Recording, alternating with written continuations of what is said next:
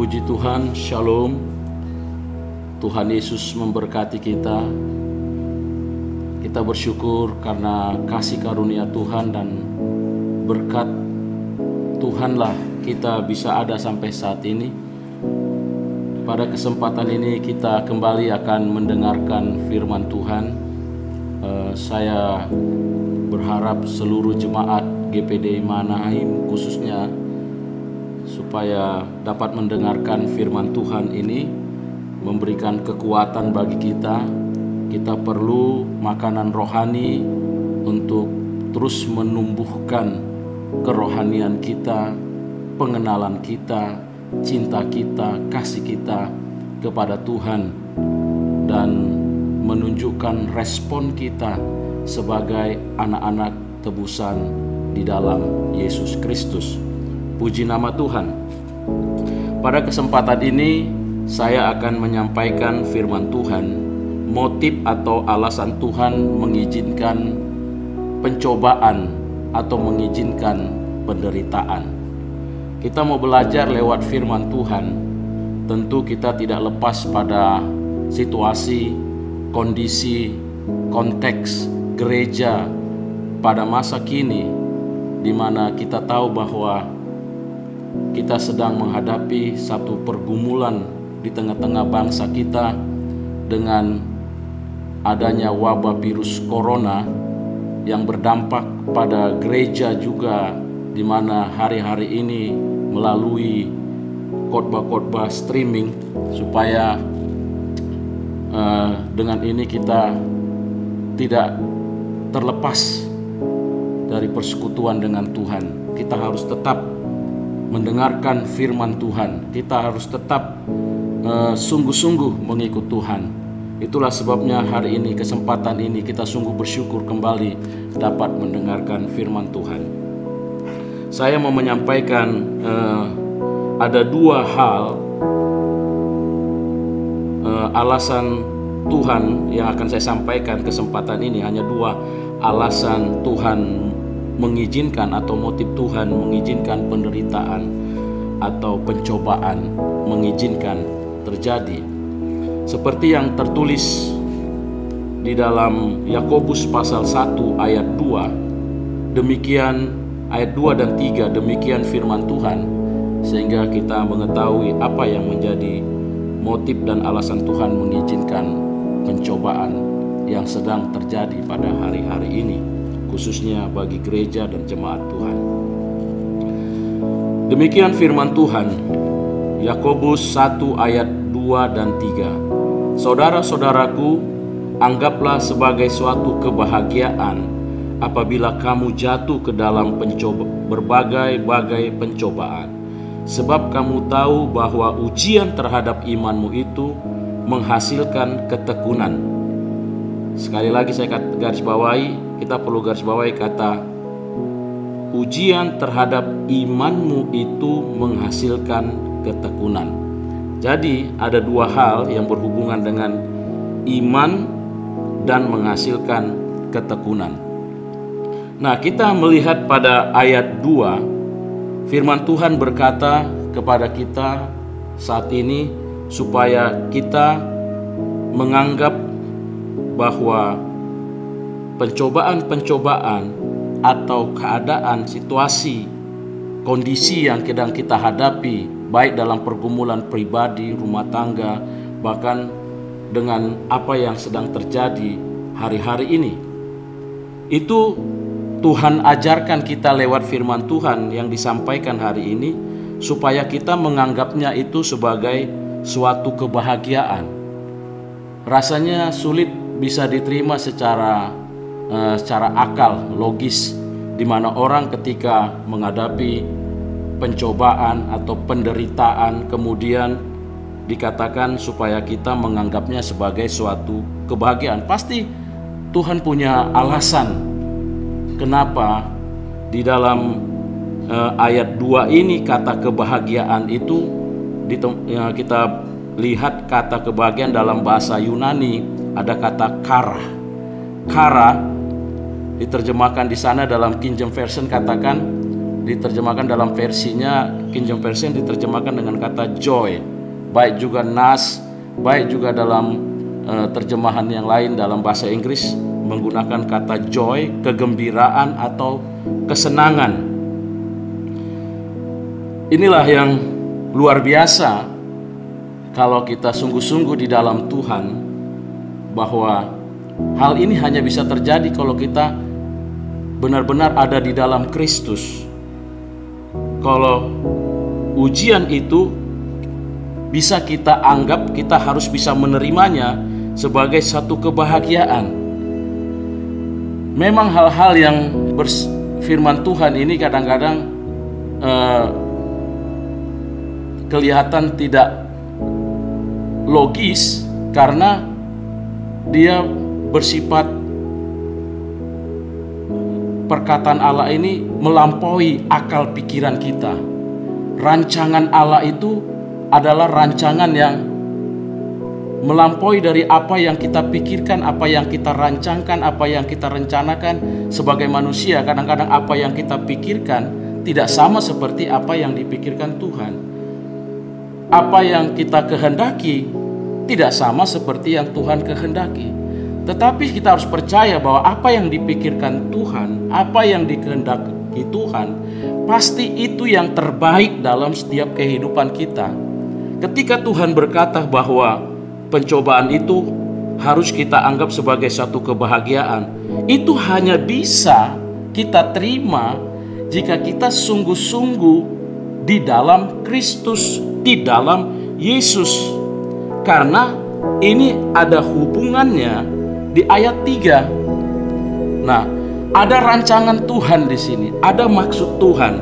Artinya, segala sesuatu yang terjadi dalam hidup kita, ada maksud Tuhan, ada rencana Tuhan yang lebih baik dari apa yang kita pikirkan, lebih baik dari apa yang sedang kita alami.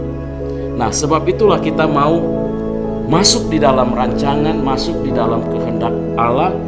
Ketika kita ada di dalam kehendak Tuhan, maka kita bisa menikmati ujian itu sebagai kebahagiaan.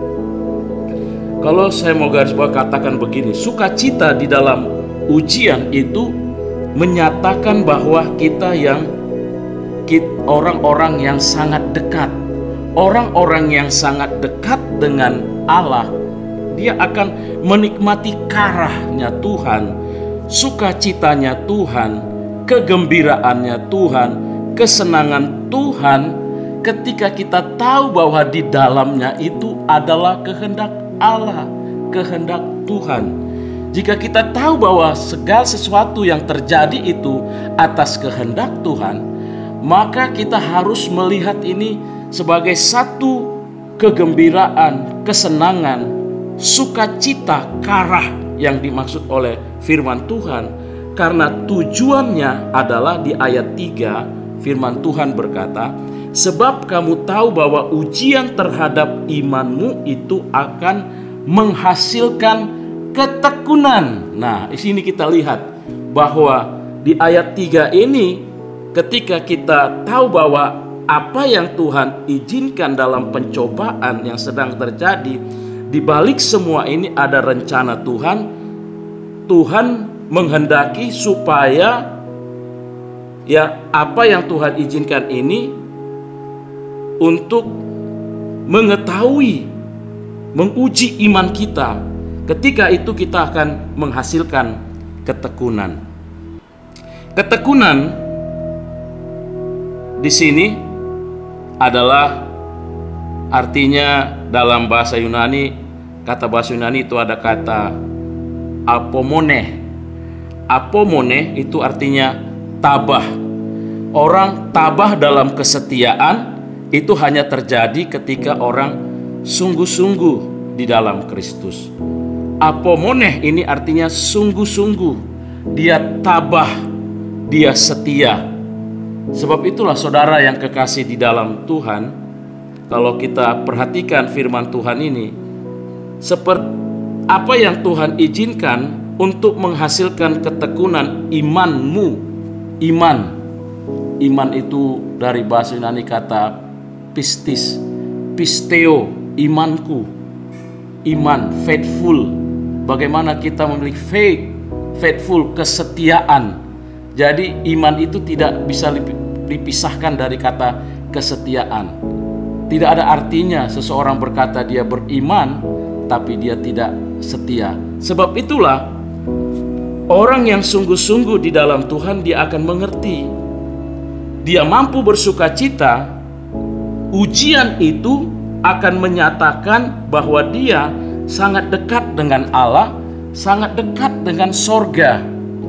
Sama sederhana saja kita kasih contoh, misalnya kalau orang sudah siap, sudah mengerti bahwa besok dia akan menghadapi ujian, dia sudah mempersiapkan semuanya, dia tidak akan pernah khawatir, dia tidak takut. Bahkan kadang kita lihat ketika ada ujian, anak-anak yang sudah siap, dia tenang saja, dia tetap enjoy, dia tetap gembira, dia tetap sukacita, tidak kehilangan sukacita, karena dia sudah mempersiapkan. Karena dia tahu di balik semua nanti ini, ketika dia diuji, dia akan naik pada satu level, dia naik pada satu tingkat, di mana lewat ujian inilah akan diketahui seperti apa persiapan kerohanian seseorang kalau dia ada di dalam Kristus. Kalau dia dekat dengan Kristus, selalu dia sungguh-sungguh di dalam Kristus, dia setia kepada firman Tuhan, dia membuktikan bahwa dia menjalani hidup ini, dia sungguh-sungguh mengasihi Tuhan, dia tidak perlu takut, dia tetap tenang karena dia percaya hari-hari yang sudah dia lewati, kedekatan dia dengan Tuhan, pengalaman dia dekat dengan Tuhan, itu yang terus membawa dia semakin tenang. Karena hanya dekat Allah saja aku tenang, kata firman Tuhan dalam Mazmur 62 ayat 2. Nah, itulah sebabnya kita lihat rahasia firman Tuhan ini akan membawa kita menjadi gereja yang menghasilkan ketekunan, sehingga kita mampu berkata seperti Ayub berkata di dalam Ayub 23 ayat 10, firman Tuhan berkata, karena ia tahu jalan hidupku, seandainya ia menguji aku akan timbul seperti emas. Nah, Tuhan tahu, karena ia tahu jalan hidupku. Kalau Tuhan mengizinkan menguji aku akan timbul seperti emas. Nah, inilah rancangan Tuhan, inilah rencana Tuhan dalam kehidupan kita. Sehingga kita tahu bahwa hari-hari ini juga bagian daripada ujian proses Tuhan. Tuhan sedang memproses kehidupan kita sebagai gereja.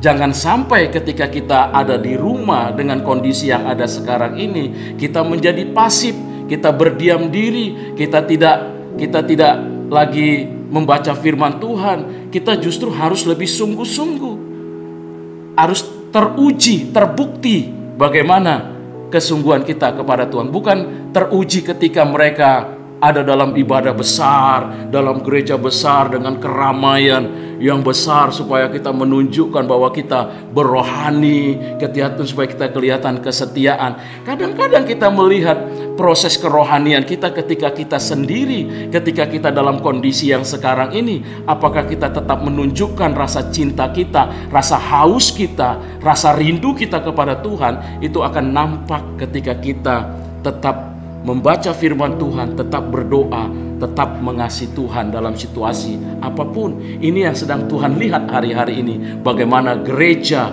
dalam kondisi yang seperti ini harus tetap menunjukkan dia orang yang tekun, imannya teruji, menghasilkan gereja yang tekun di hadapan Tuhan. Nah, ini yang seperti kita baca firman Tuhan bahwa dalam Roma 8 ayat 28 pun Allah turut bekerja. Kita tahu sekarang bahwa Allah turut bekerja dalam segala hal untuk mendatangkan kebaikan. Jadi kita tahu bahwa Allah turut bekerja baik dalam hal yang buruk sekalipun, dalam hal ujian penderitaan sekalipun, dalam segala hal. Karena firman Tuhan katakan dalam segala hal Tuhan bisa mengerjakan sesuatu yang terbaik untuk kita. Maksud yang terbaik untuk kita.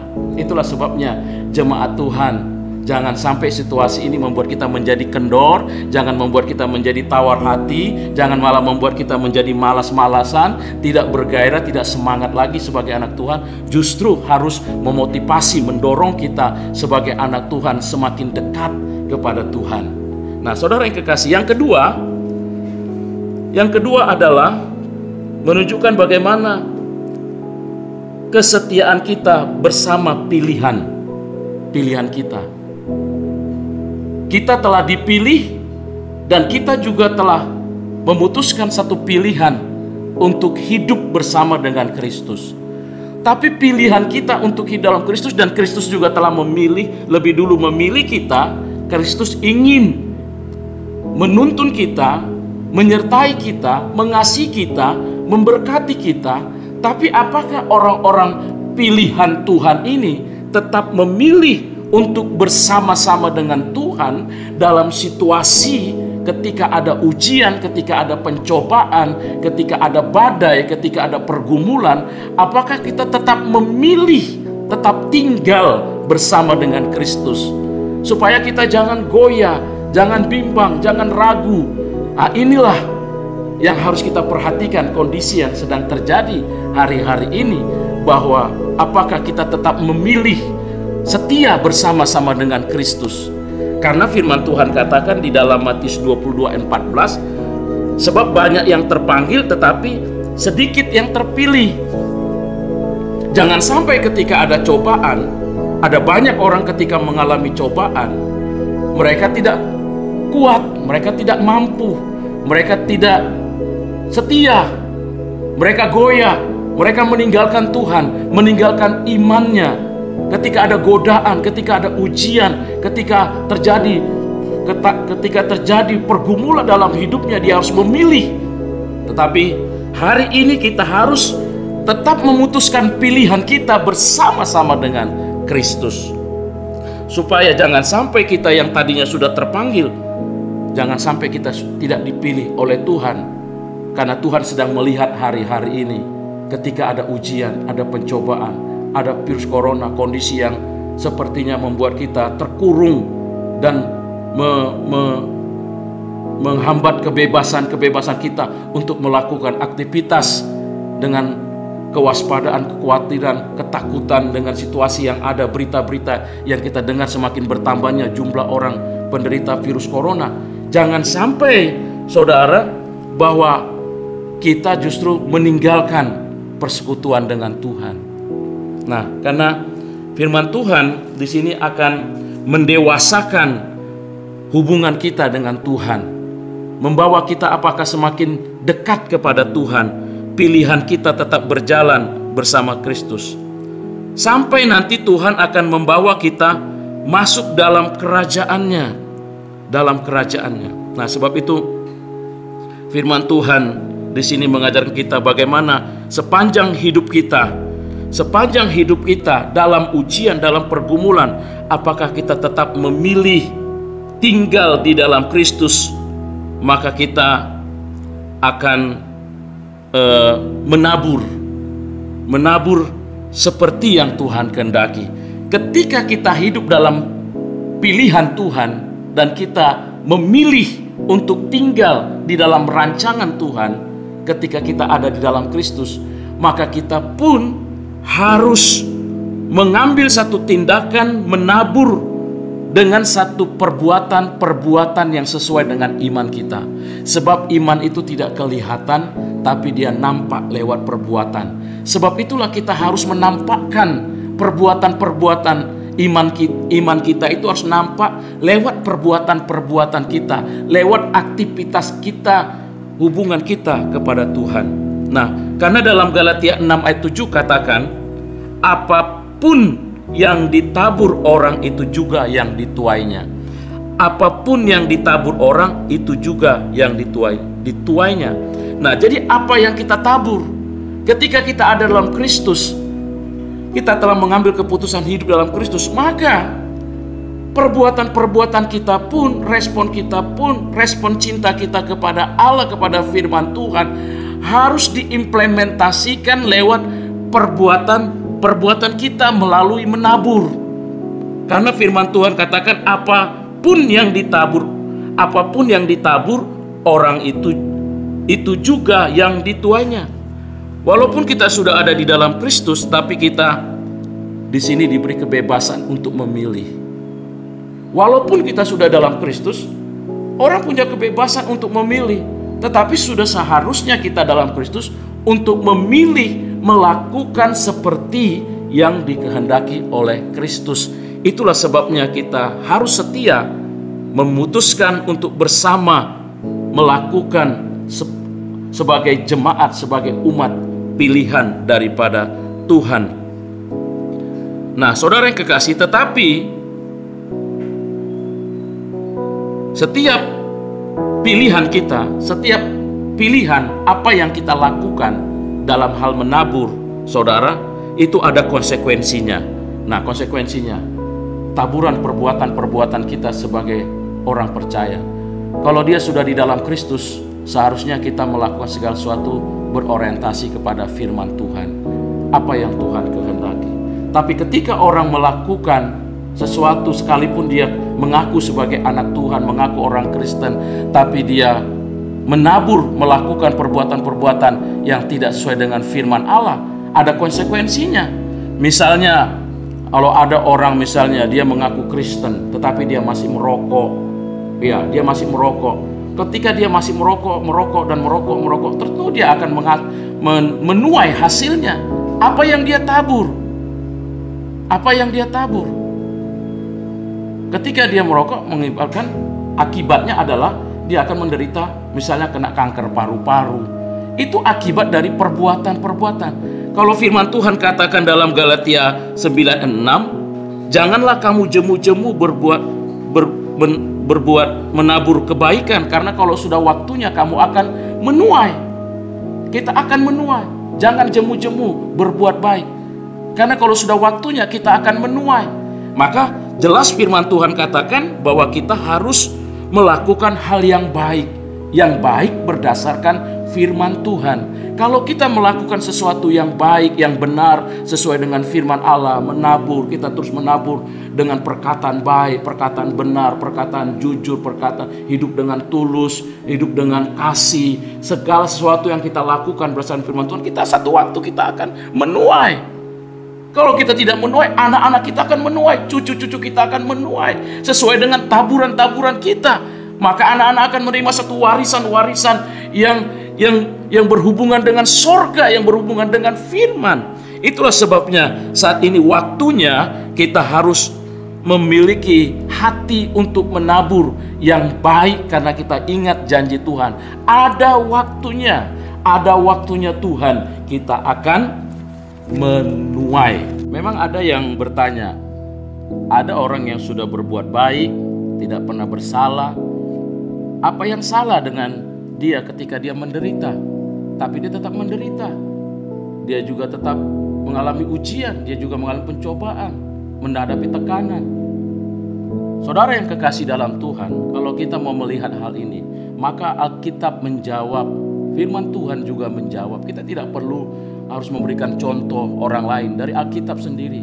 Kita belajar dari Tuhan Yesus. Tuhan Yesus dia, apakah kita bisa katakan Yesus, apakah ada orang bisa berkata Yesus berbuat salah?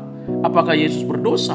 Apakah Yesus pernah melakukan kesalahan sehingga dia harus layak untuk menderita? Yesus menderita. Yesus juga mengalami penderitaan. Penderitaan Yesus tidak sebanding dengan apa yang dialami oleh manusia. Dia anak Allah. Dia datang ke dunia ini. Dia mengalami penderitaan seperti itu. Kita tahu bagaimana ketika dia diludahi, dicaci, dimaki, dia harus mati dengan cara tersalib. Tetapi ingat firman Tuhan.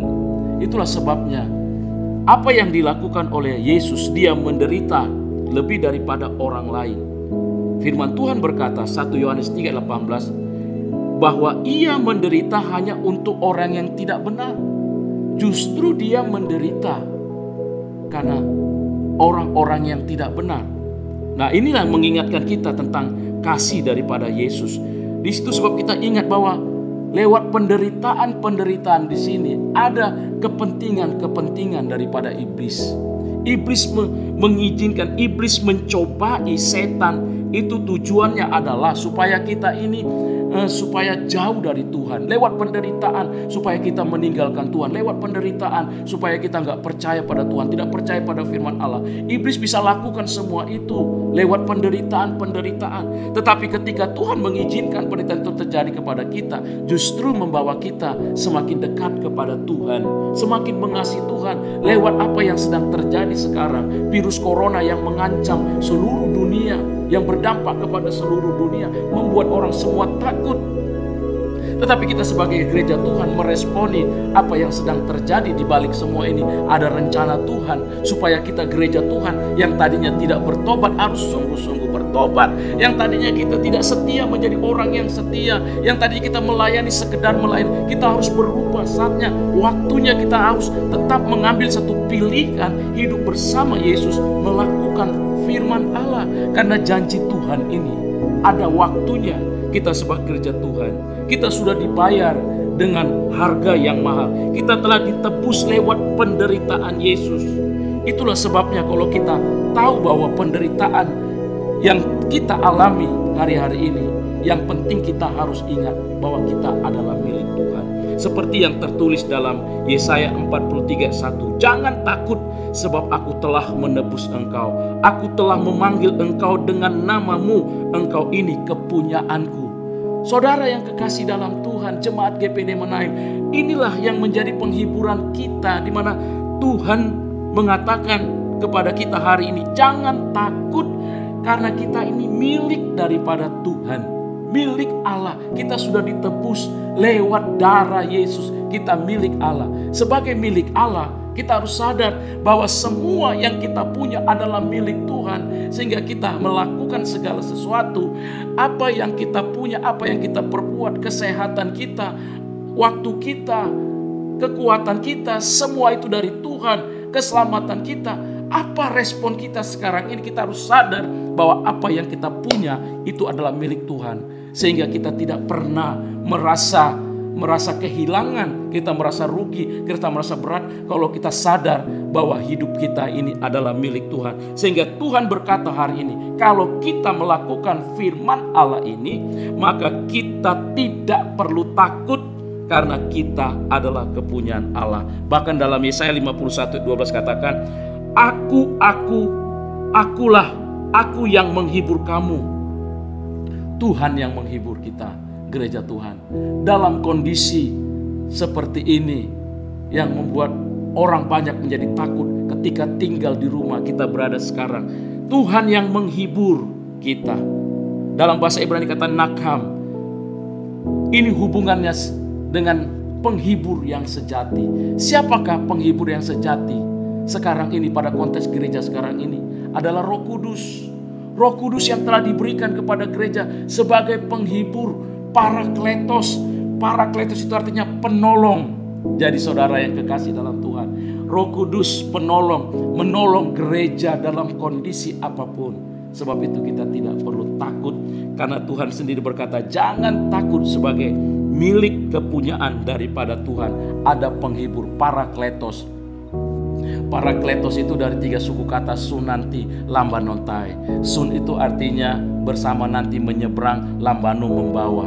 Jadi Roh Kuduslah yang akan membawa kita kemana kita pergi, ke tempat-tempat yang tidak bisa kita lalui, kita seberangi. Hanya Roh Kudus yang mampu membuat kita bertahan, kuat, setia sampai akhir. Roh Kudus akan menghibur kita. Sebab itulah hari-hari ini kita selalu dekat kepada Tuhan. Kita minta kepada Bapa, minta kepada Yesus supaya Roh Kudus menolong kita, menyertai kita, menghibur gereja Tuhan, supaya mengajar, mengingatkan kita akan firman Tuhan, supaya kita taat setia sampai akhir. Ini janji Tuhan bagi gereja Tuhan. Saudaraku yang kekasih dalam Tuhan, hanya Roh Kudus yang mampu membuat kita bertahan, karena Dia akan menolong, menghibur kita untuk setia sampai akhir. Biarlah kiranya lewat firman Tuhan ini, saya percaya jemaat Tuhan, lewat Roh Kudus akan meneguhkan firman-Nya, kita mengerti rancangannya sungguh indah dalam hidup kita, sekalipun dalam situasi keadaan seperti ini. Jangan takut, ada Roh Kudus sebagai penolong. Jangan takut dalam kondisi apapun, Dia akan menghibur, menyertai kita gereja Tuhan. Sampai satu waktu Tuhan akan membawa kita masuk ke satu tempat yang penuh dengan kemuliaan. dalam kerajaan sorga. Yesus akan datang kembali. Di sana tidak ada air mata, di sana tidak ada kesedihan, tidak ada penderitaan, tidak ada sakit corona, dan berbagai macam penyakit tidak ada. Yang ada adalah hidup tinggal bersama Yesus, penuh dengan kemuliaan, penuh dengan sukacita yang sempurna. Biarlah kiranya hari ini lewat firman Tuhan, jemaat Tuhan dapat diteguhkan dan jadilah pelaku-pelaku firman Tuhan. Haleluya, haleluya.